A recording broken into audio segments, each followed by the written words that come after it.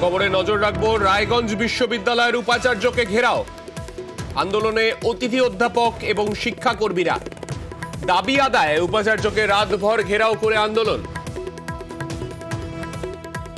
আমাদের সঙ্গে রয়েছেন আমাদের প্রতিনিধি মুক্তা। মুক্তার থেকে জানতে চাইবো, মুক্তা, কি কি দাবি রয়েছে মূলত এই অতিথি অধ্যাপক এবং শিক্ষাকর্মীদের? আমরা গতকাল যেমন রাজ্যপাল আমাদের উত্তর দিনাজপুর জেলাতে, তখনই রায়গঞ্জ বিশ্ববিদ্যালয়ের ভিসিকে কিন্তু ঘেরাও করে অতিথি প্রফেসর এবং শিক্ষাকর্মীরা। কারণ তোমাকে বলি, এর আগে দেখছি অতিথি অধ্যাপকরা বিভিন্ন দাবিতে কিন্তু রায়গঞ্জ বিশ্ববিদ্যালয়ে আন্দোলন চালিয়ে যাচ্ছিলেন এবং তাদের স্থায়ী করতে হবে এবং যে আরো আনুষঙ্গিক যে দাবিগুলো রয়েছে সেগুলো পূরণ করতে হবে। আমরা দেখেছি এর আগেও যখন উপাচার্য ছিল তখনও তাদের দাবি কিন্তু মেটেনি। তারপর যে এই দীপক কুমার রায় যে ভিসি এখানে দায়িত্ব পাওয়ার পরেও তাদেরও কিন্তু সেই দাবি এখনো মেটেনি। আমরা দেখছি প্রায় কয়েক মাস থেকেই তারা কিন্তু এই আন্দোলন চালিয়ে যাচ্ছিলেন এবং গতকাল শিক্ষাকর্মীরা রয়েছে, তারাও কিন্তু একসঙ্গে কিন্তু ভিসিকে বিভিন্ন দাবিতে ঘেরাও করে এবং রাতভর পর্যন্ত তাকে আটকে রাখা হয়।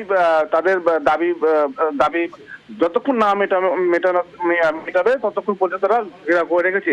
তবে এই ঘটনাকে কেন্দ্র করে বিশ্ববিদ্যালয় চত্বরে চাঞ্চল্য ছড়িয়ে পড়ে এবং প্রচুর পুলিশ বাহিনী এখানে তাকে মোতায়েন করা হয় যেন কোনো প্রীতিকর কোনো ঘটনা ঘটে এবং এই দাবির ভিত্তিতে তারপর ভিসিকে ঘেরা করে রাখে এবং যতক্ষণ পর্যন্ত তাদের দাবি পূরণ না হবে সেই আন্দোলন চালিয়ে যাবে বলে জানিয়েছেন আন্দোলনকারীরা।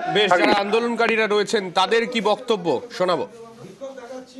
সম্মানীয় রাজ্যপাল মনোনীত ভিসি স্যার বসার পর থেকে উনি সরাসরিভাবে ছাত্র, শিক্ষাকর্মী, কোথাও বা অধ্যাপকদের ক্ষমতার অপব্যবহার করে ভয় দেখিয়ে বা কোথাও বা প্রলোভিত করে রাজনীতি করছেন, বিজেপিকে সুসংগঠিত করছেন। যেমন আজকে without any meeting, without any আলোচনা আজকে স্টেট কমিটিটাকে ডিসলভ করে দেয়, ভেঙে দেয়। আমরা গণতান্ত্রিক পদ্ধতিতে শান্তিপূর্ণ পথে আমরা এখানে অবস্থান বিক্ষোভে বসছি এবং উনি বলছেন উনি আমাদের সাথে কথা বলবেন না।